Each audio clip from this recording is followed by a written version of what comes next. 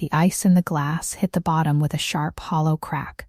The sound of a $14,000 monthly alimony check vanishing into the mahogany grain of my dining table. Julian doesn't look up from the high-resolution photographs.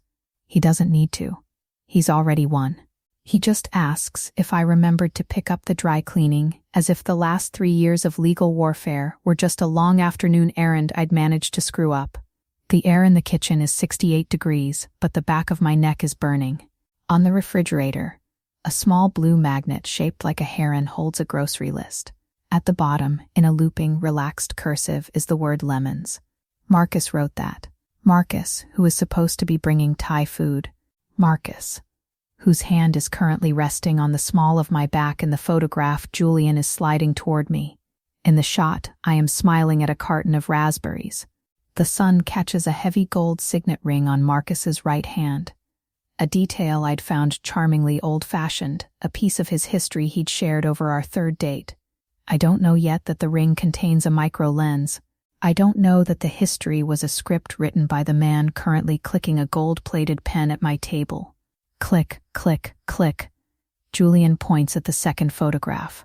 This one is forensic. It's taken through the living room window at 3:45 a.m. It shows Marcus's boots by the door and his laptop charger plugged into the outlet behind the sofa. This isn't a snapshot. It's Exhibit A. Under Article 4, Section B of our settlement, alimony ceases upon the established cohabitation of the recipient. In this state, cohabitation is defined by the sharing of a common residence and the commingling of daily affairs. The laptop charger is the commingling. The boots are the residence. I sit down. The leather of the chair is cold against my thighs. I am looking at 12 photos that document the last 6 months of my life. My new beginning. One of Marcus taking out the trash. One of Marcus using my garage door opener. One of us carrying a new mattress through the front frame. Julian leans back, the front legs of his chair lifting off the floor. He looks rested. He looks like a man who has just finished a long, successful hunt and is now simply admiring the pelt. You have to understand the mechanics of a collapse. When your world starts to fold, your brain doesn't scream. It negotiates. I stay in the chair because if I stand up, the motion makes the scene real. If I stay, I can pretend this is just a dinner party gone wrong. I am staying because I am desperately trying to find the seam in the logic.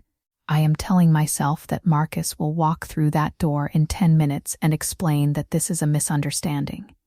I am staying because the alternative is admitting that I invited a parasite into my bed because he told me exactly what I wanted to hear.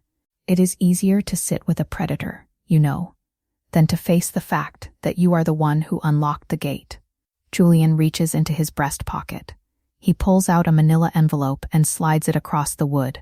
It bumps my water glass, creating a rhythmic ripple that catches the overhead light. Inside is a voluntary waiver of support. Beneath it is a document that makes the room go gray. Marcus's employment contract. The letterhead belongs to a private security and discreet investigation firm, a firm Julian's venture capital group acquired 18 months ago. I look at the signature. The date of hire was 3 weeks before I accidentally met Marcus in the biography section of the bookstore. The secret hunger was so easy to exploit. I wanted to be seen as something other than an ex-wife. I wanted a man who didn't talk about ROI or market caps. Marcus talked about travel, about the way the light hit the Mediterranean, about how I deserved a soft place to land.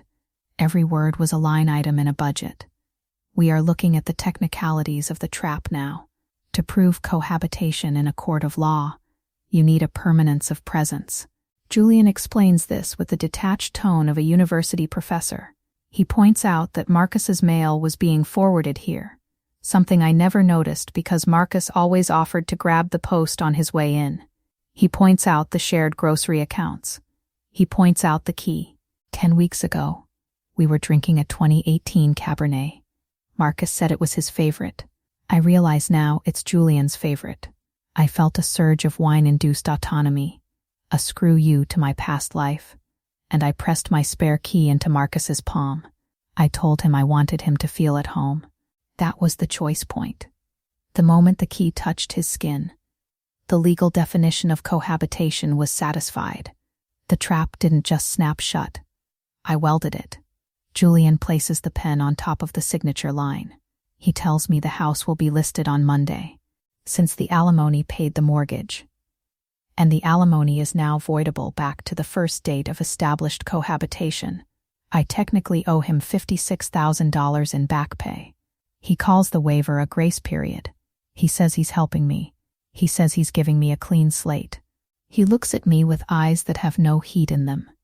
He is waiting for me to realize that he didn't just take my future, he took my past. He turned my memories into a billable project. You're sitting there thinking you'd fight, you'd call a lawyer, you'd scream. But Julian is the lawyers. Julian is the bank. And Marcus? I ask where he is. Julian checks his watch. He says Marcus is likely at the firm's headquarters, finishing his debrief and collecting his performance-based incentive. He tells me Marcus spoke very highly of my cooking. He says the charming stranger routine was a specialty. But Marcus actually found our conversations refreshing. I pick up the pen. It is heavy, balanced, and cold. I look at the heron magnet. I look at the word lemons. That tiny blue anchor of normalcy is the only thing left of the woman I thought I was becoming. I am signing my own eviction. I am signing away my safety. But as the ink hits the paper, a deep professional black, I realize the most terrifying part isn't the money or the house. It's the realization that I am already planning how to tell my friends that Marcus and I just didn't work out. I am already protecting the ego of the man who ruined me. I sign the final page. Julian blows on the ink, his breath hitting the paper with a soft hiss. He tells me I can stay until Sunday. He says he'll even let me keep the mattress.